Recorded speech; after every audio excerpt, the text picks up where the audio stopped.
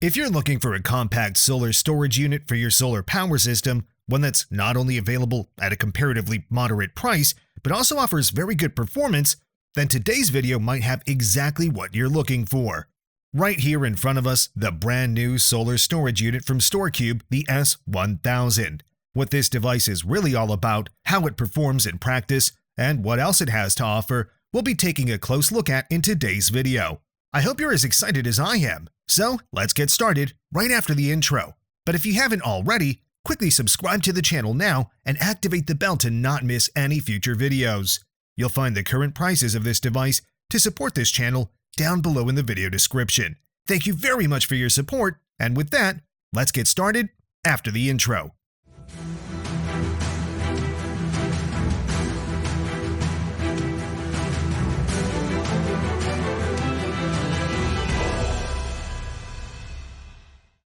Nowadays, you can see balcony solar power systems almost everywhere because they're extremely practical. However, if you want to use the energy as efficiently as possible, you should definitely consider getting an appropriate solar storage unit as well. Today, we have a particularly interesting device for you in the test because, on one hand, it offers excellent performance, and on the other hand, it comes with a comparatively compact price tag. Sounds promising. What this solar storage unit really has to offer, we'll take a close look at in today's test.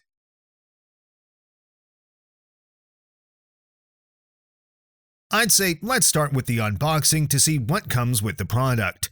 Right at the top, we begin with the user manual in multiple languages. Just below that, we find a total of 4 cables, 2 connection cables for the solar storage unit, and 2 additional Y cables for connecting solar panels. At the very bottom of the product box, we find the actual solar storage unit, the S1000 from Storcube. And that's all for the contents. Nothing more is included. Of course, you can optionally buy additional accessories like extra batteries, a hub, smart sockets, and the like. However, the items included here on the table are enough to get the device up and running without any additional costs. Let's now take a look at the best way to proceed with the setup.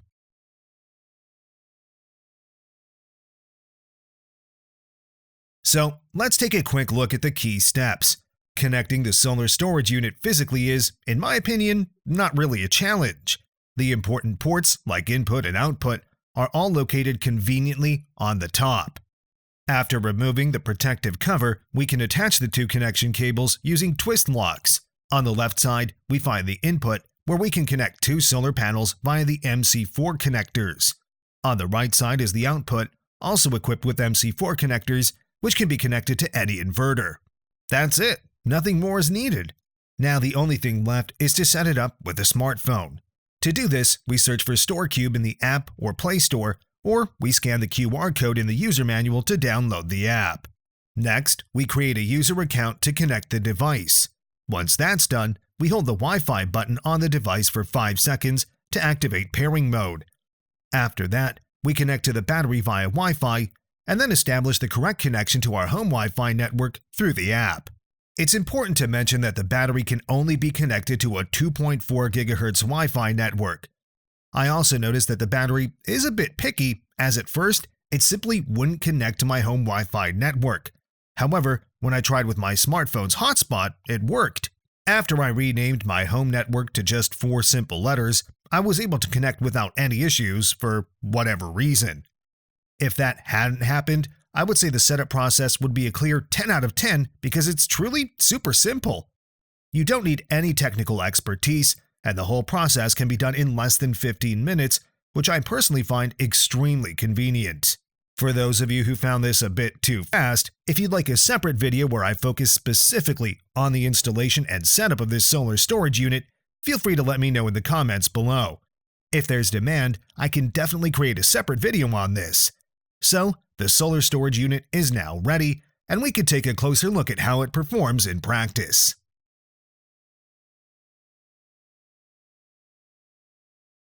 Let's start with the exterior and first impressions. In this regard, I think the Storcube S1000 is really impressive.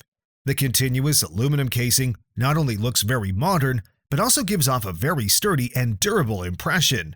There's also some plastic at the top and bottom. One thing I would have liked to see here are 4 rubber feet for solo operation. Other than that, there's really nothing to complain about. The build quality is also excellent. There are no sharp edges, no leftover plastic bits or anything like that. So, in terms of craftsmanship, this device is top-notch. Not least due to its design and build quality, the device is also IP65 certified, which, as shown in the graphic, is comparable to other solar storage units we've tested. In practice, this has the advantage that we can easily place the solar storage unit on the balcony, meaning outdoors, without worrying about rain or similar weather conditions causing any damage to the device.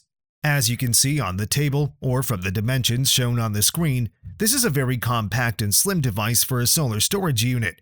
In terms of capacity, it falls more into the mid-range. On the other hand, this also brings the advantage that the device is relatively lightweight and easy to transport. Specifically, the Storcube S1000 weighs just around 11 kilograms, which is very light compared to other devices we've already tested. Another benefit is that we can easily and safely transport the solar storage unit. For this purpose, there are two generously sized handles on the sides, making it easy to carry. The only thing I would have liked to see is slightly deeper handles to ensure an even better grip. This would be especially helpful when using the device as a power station, as we'll see later.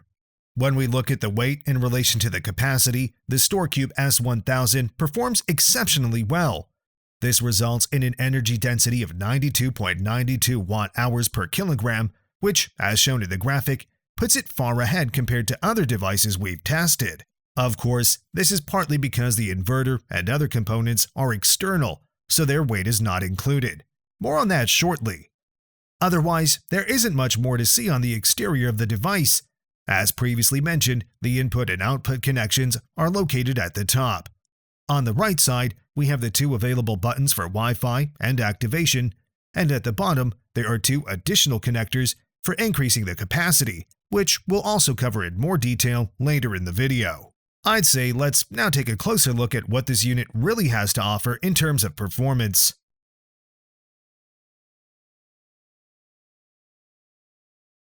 Starting with the most important part, the previously mentioned input and output of this solar storage unit. The good news is that, as you can see, the connections are all located at the top.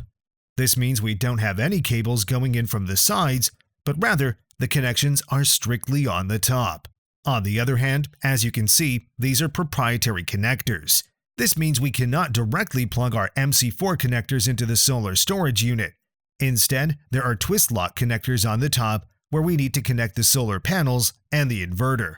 Included in the package are two matching cables, clearly marked for input and output. So in this regard, I don't see any real issue. If we take a closer look at the input cable, we find that it ends at a total of 4 MC4 connectors, allowing us to connect two solar panels directly into this device in practice. As shown in the graphic, having two PV inputs is standard and, of course, correlates with the device's performance. However, if you want to connect more solar panels to this device, you can do so either in series or in parallel. The appropriate Y cables are also included. It's very important, though, that when doing this, we ensure not to overload the device's capacity. The input voltage on the S1000 must not exceed 55 volts, which can already be the case when two panels are connected in series. Similarly, the current should not exceed 15 amps to prevent damage to the device. On the other hand, looking at the maximum power the device can intake, it performs exceptionally well at 1200 watts. This means we can either connect two 600-watt panels to the device or four 300-watt PV panels. This is particularly advantageous in practice because it allows us to store a significant amount of energy in a short time. For example, if we have multiple batteries stacked and want to fully charge a large capacity throughout the day. The only thing to keep in mind is that we only have two MPPT charge controllers optimized for two solar panels. So, if we connect 4 panels, for example, in conditions of partial shading, the device will not be able to optimize the performance as effectively as it would with 4 MPPT charge controllers. On the other side to the right is the output. Here, we have a similar proprietary connector as on the input, where we can easily attach the cable connection to the device. Additionally, you will still need an inverter here, as this is not an all-in-one device. We have the typical outputs also in the form of MC4 connectors, which we can connect to any inverter. This inverter will then convert the direct current, DC, into alternating current, AC, for our home grid. There is no need for a quality measurement of the alternating current, as this will naturally depend on the specific inverter being used. What is more interesting in this context is how much power the device can output at maximum capacity. To find that out, let's take a look at the graphic. As you can see, the maximum output power is 800 watts. This is due to the legal regulations in Germany, which vary between different countries. So, no more than 800 watts can be output. However, we can easily adjust the output in smaller steps downwards. This can be done through the app, which we will explore in the next section. But before we move on, there's another advantage worth mentioning. The S1000 from Storcube can also be used as a power station when paired with an additional hub, which can be attached on top of the device. This is particularly useful when we need a lot of energy on the go, like when camping. With our solar storage unit, we can easily charge our phones, power a kettle, and much more. So, it also works as a practical 2-in-1 device for mobile use.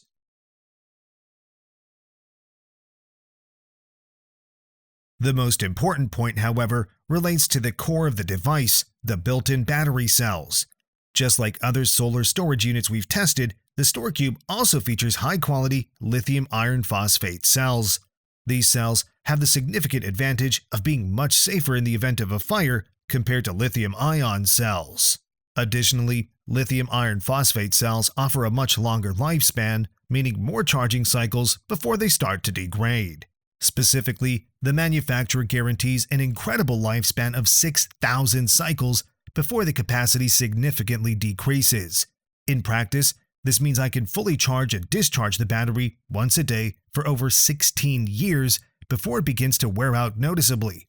That's definitely impressive. The capacity of this battery is 1,024 watt-hours, which places it solidly in the mid-range. On the other hand, as mentioned earlier, it also has the advantage of remaining compact and relatively easy to handle.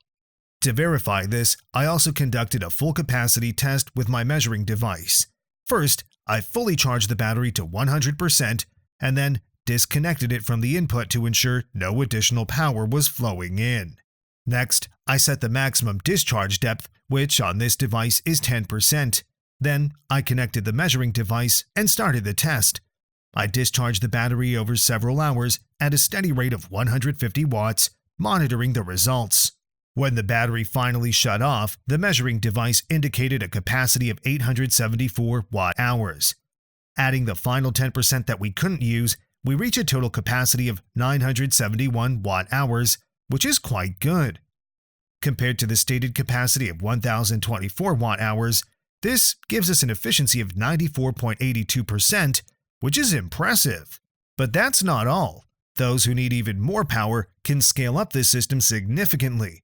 Specifically, you can connect 4 additional batteries to this single unit, making a total of 5 batteries. For this, you'll find 2 connectors underneath protective covers at the bottom of the unit where you can link up to the other batteries. Likewise, on the top side, you can stack more batteries, connecting them by simply plugging them together. In practice, this would give us a maximum possible capacity of 5,120 watt-hours, which is quite substantial. As shown in the graphic, this places it solidly in the mid-range compared to other devices.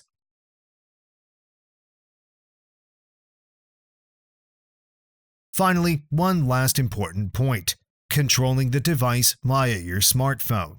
It's important to note that the battery itself does not have a display or large control elements.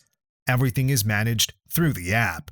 That said, I must say I really like the app. It's well organized and offers enough functionality to make all necessary adjustments. Right on the homepage, prominently displayed in the center, are the key data we need regularly, such as the current charge level in watt-hours. Under the battery data section, you can also check the charge level in percentage and even the battery's temperature. To the left, there's a nice animation showing the 2 inputs from the solar panels and the current power flowing into the battery. To the right, just like on the device, you'll find the output for the inverter, and you can also retrieve data from your smart plug.